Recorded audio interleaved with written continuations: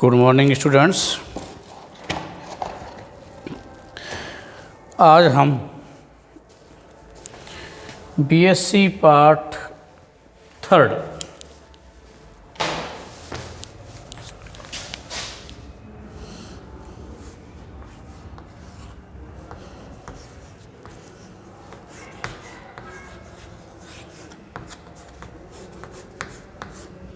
BSc part third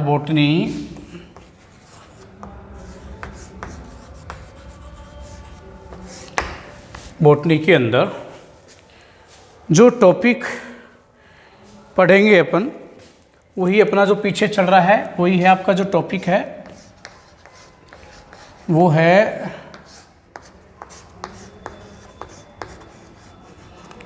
tetra sporic embryo sac.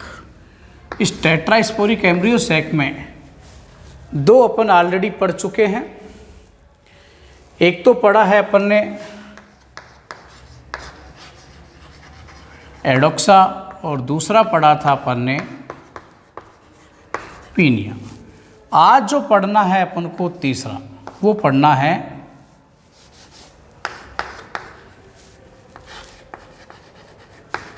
प्लेम्बेंगो। आज का जो टॉपिक है आपका या एम्ब्रियो सैक है वो क्या है आपका? प्लेम्बेंगो। प्लेम्बेंगो क्या होता है? देखो, एक मिनट, थोड़ा आज का जो टॉपिक है वो है प्लेम्बेंगो।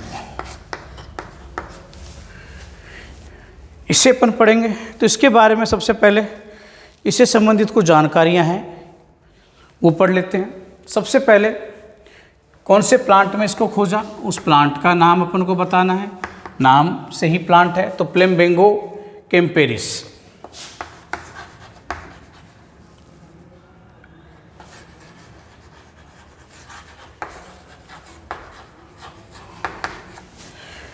इसमें इसको क्या किया गया था? खोजा गया था। दूसरा है इसके खोजकर्ता। तो खोजकर्ता कौन है इसके?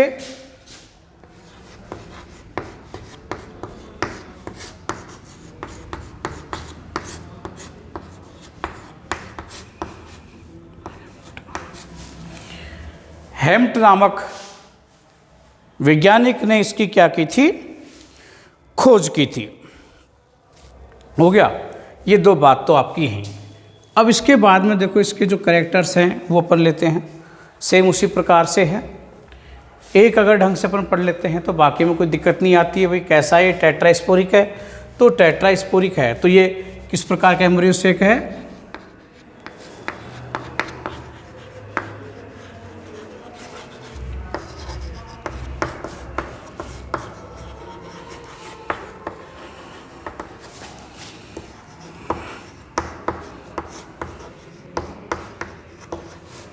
टेट्रास्पोरिक प्रकार का है ये। अब इसमें होता क्या है वो चीज़ अपन को क्या देखनी है, क्या क्या होता है।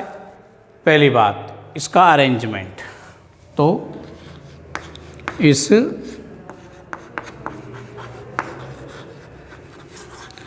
एम्ब्रियो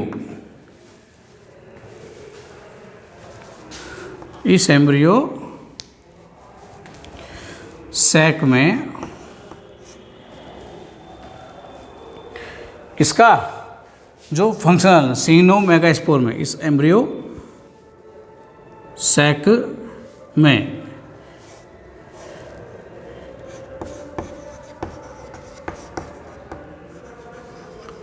फंक्शनल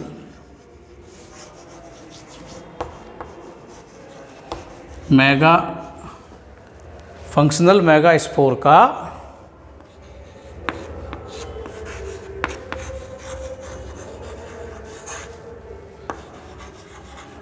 अरेंजमेंट 1+1+1+1 प्रकार का होता है।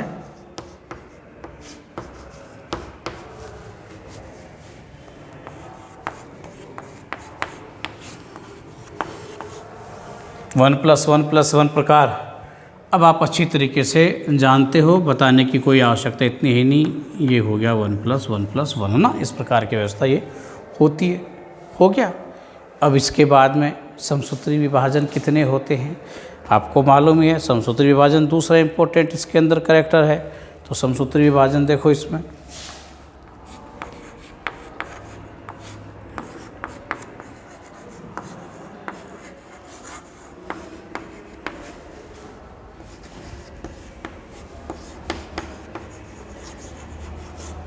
इस एम्ब्रियो सैक के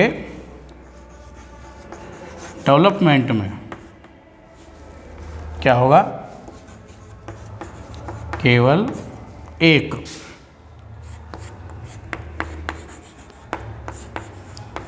माइटोसिस यानी कि समसूत्रीय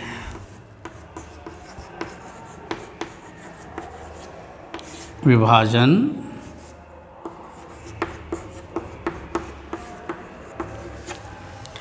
केवल एक ही क्या होगा, समसूत्री विभाजन होगा। एक समसूत्री विभाजन होगा तो टोटल केंद्रक की संख्या कितनी हो जाएगी भाई, बोलो। 4 थे ना, तो 4 से कितने बन जाएंगे, 8।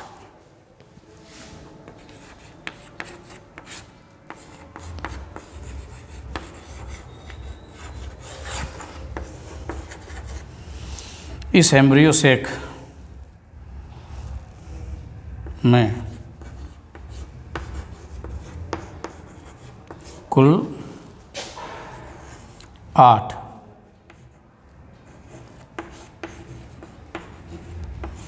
केंद्रक, कुल कितने होते हैं, 8 ही केंद्रक क्या होते हैं, इसके अंतर्गत होते हैं। आई बात समझ। अभी 8 केंद्रक हैं।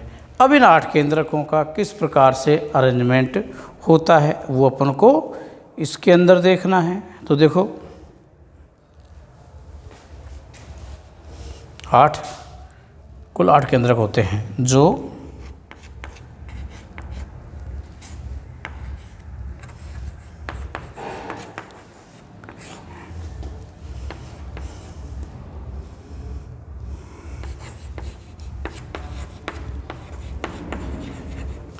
प्रत्येक श्रेय पार्श्व में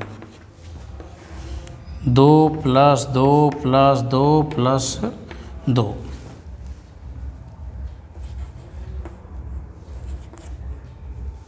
के अरेंजमेंट में होते हैं।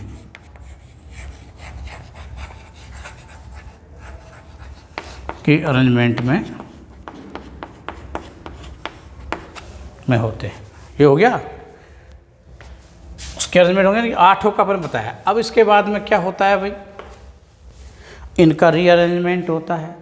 तो प्रत्येक सिरे पर जहाँ आपके 2 2 2 क्या होते हैं, केंद्रक एकत्रित है, वहाँ से एक एक केंद्रक है वो क्या है, मध्य में यानी उसके सेंटर में आ जाता है।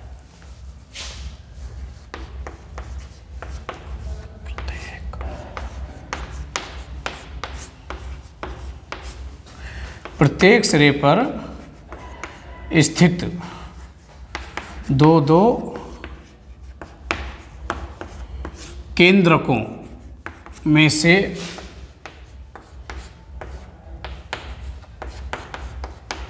एक एक केंद्रक मध्य में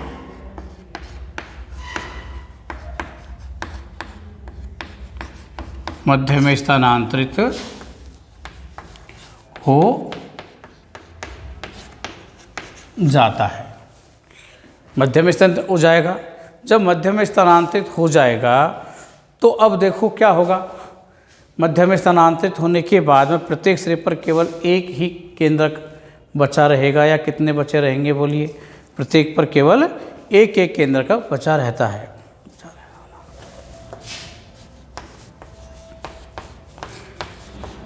इस प्रकार से इस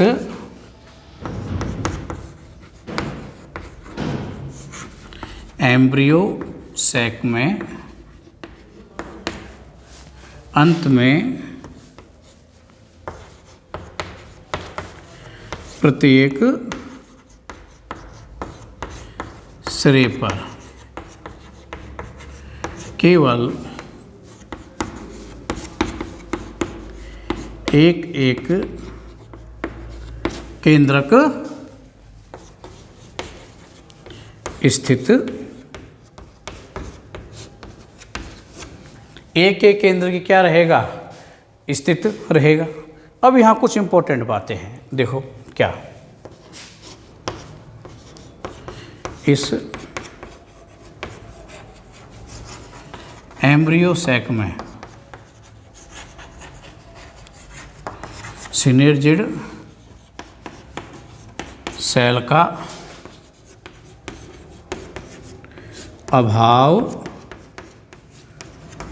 होता है ना। माइक्रोपाइल एंड पर केवल एक अंड कोशिका होती है, केवल एक अंड कोशिका स्थित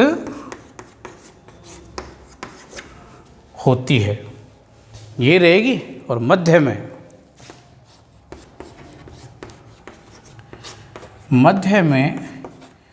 4n चतुर्थ गुणित है ना,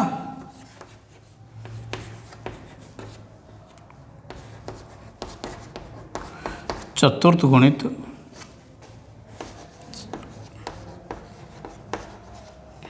केंद्रक स्थित होता है, जिसे द्वितीय केंद्रक कहते हैं।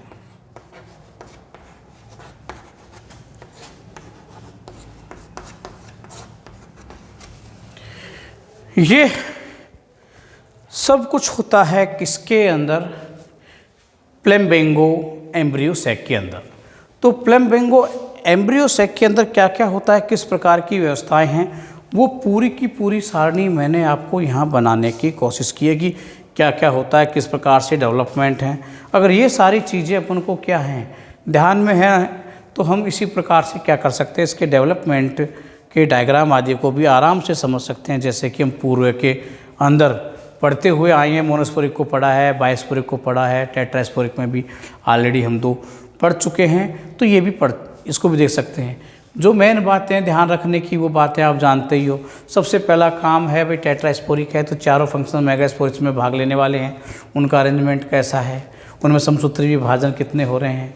उसके बाद में जो पोलर न्यूक्लियाई हैं आपके दोनों साइड से जो अंदर की मध्य में आते हैं, वो कितनों का गमन हो रहा है, 1 का 2 का, है ना।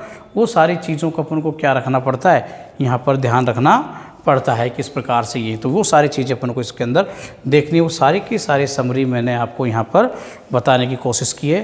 यानी कि आप पूरे इजीली अपन क्या कर सकते हो, आपके नोट्स यहाँ बना सकते हो, जो आपके सामने पूरा का पूरा लिखा हुआ है। आप इसकी एक स्लाइड खींच लीजिए, सारा कुछ आपको इसमें मिल जाएगा। अब हम इसके डेवलपमेंट के डायग्राम्स को यहाँ बताते हैं।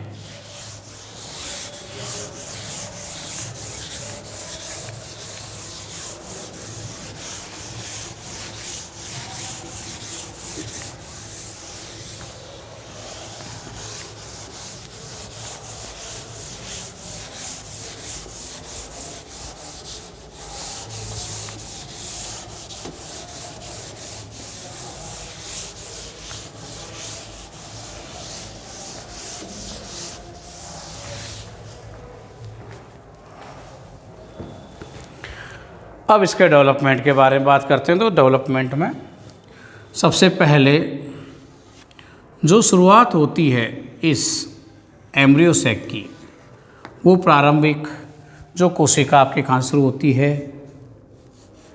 Mega spore mother cell.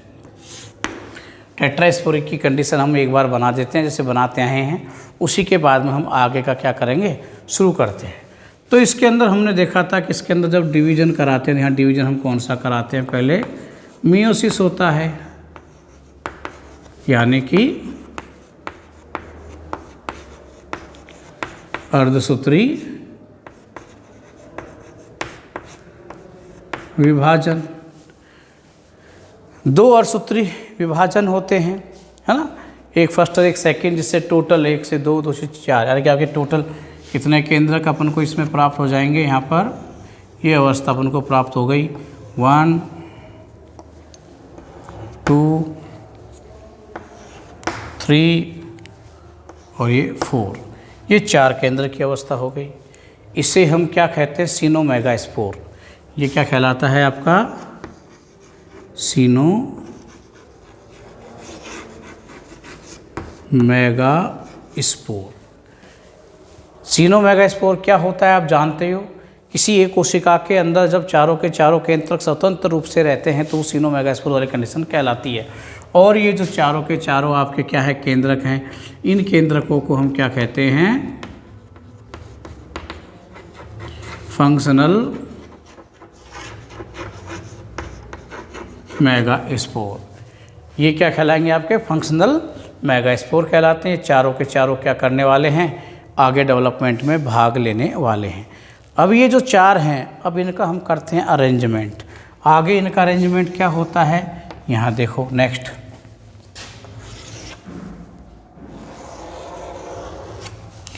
ये चारों में से देखिए, एक इधर, एक आपका ये आ गया, नेक्स्ट ये आ गया, और नेक्स्ट आपका ये आ गया, हो गया। ये चारों कोनों के ऊपर आ गए, यानी कि ये जो अरेंजमेंट हो गया वो कैसा हो गया, 1 + 1 + 1 + 1, 1 + 1 + 1 + 1 की व्यवस्था आपकी क्या है, ये अपन को प्राप्त यहाँ पर हो जाती है। तो ये व्यवस्था हमें क्या हो गई, यहाँ प्राप्त हो जाती है। अब ये जो व्यवस्था प्राप्त होती है, तब इसके अंदर आगे ये अरेंजमेंट होने के बाद में अब इसमें होते हैं आपके समसूत्री विभाजन। तो यहाँ केवल एक ही क्या होता है आपका,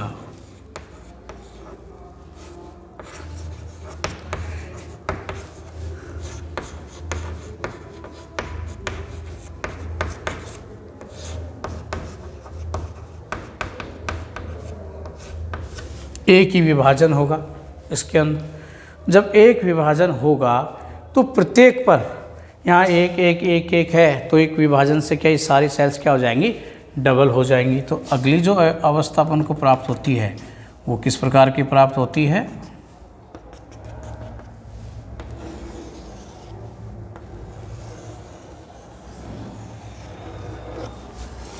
देखो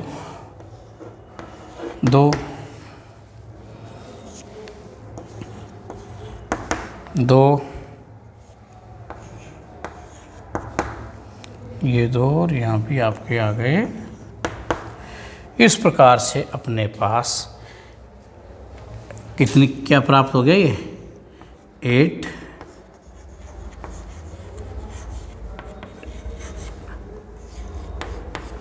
8 कोशिकीय अवस्था क्या हो जाती है, यहाँ अपन को प्राप्त हो जाती है। अब क्या होगा नेक्स्ट में देखो,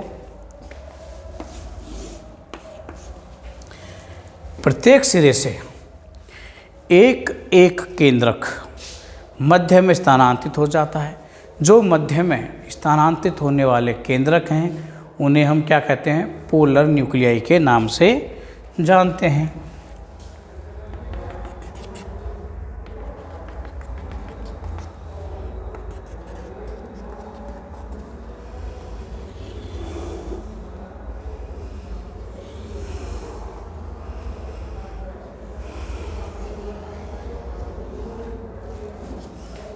अब देखिए, एक तो यहाँ है, एक मध्य के अंदर आ गया।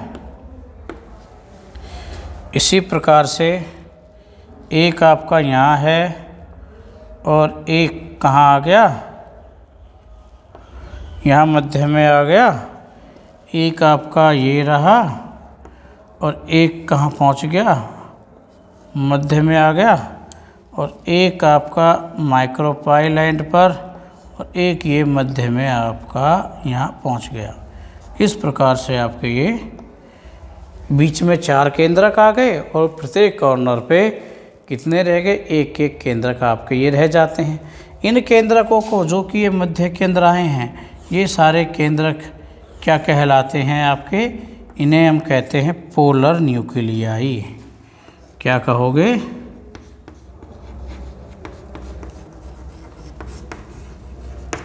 पोलर न्यूक्लियाई, यानी कि ध्रुवीय केंद्रक हम इन्हें कहते हैं। आगे चलकर ये सभी ध्रुवीय केंद्रक क्या करते हैं, सेकेंडरी न्यूक्लियस के अंदर कन्वर्ट हो जाते हैं। नेक्स्ट सेल फॉर्मेशन हो जाएगा इसका। तो देखो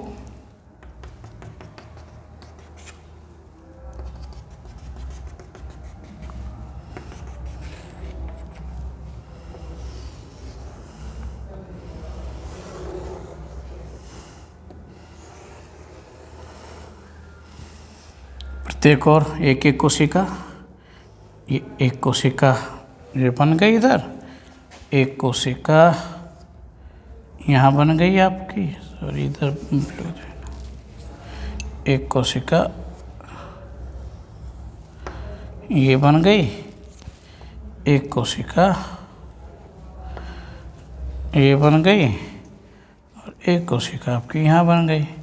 और इधर ये मध्य के अंदर टोटल कितना, ये 4n क्या बन जाता है, सेकेंडरी न्यूक्लियस बन जाता है। ये आपकी एक सेल हो जाती है। बाकी सारे की सारी हम जानते ही हैं क्या कहलाती हैं, एंटीपोडल सेल्स। तो ये व्यवस्था आपकी क्या होती है, अंत में अपन को प्राप्त होती है। इसे ही हम क्या कहते हैं, प्लम्बेंगो एम्ब्रियो सैक। तो देख सकते हो आप, बिल्कुल ईजी है, कोई ज़्यादा टफ नहीं है। जो लिखा वो हमने यहाँ पर आपको समझाया है, सेम वैसा का वैसा ही ये होता है। तो ये हो गया आपका क्या, प्लम्बेंगो एम्ब्रियो सैक। Thank you.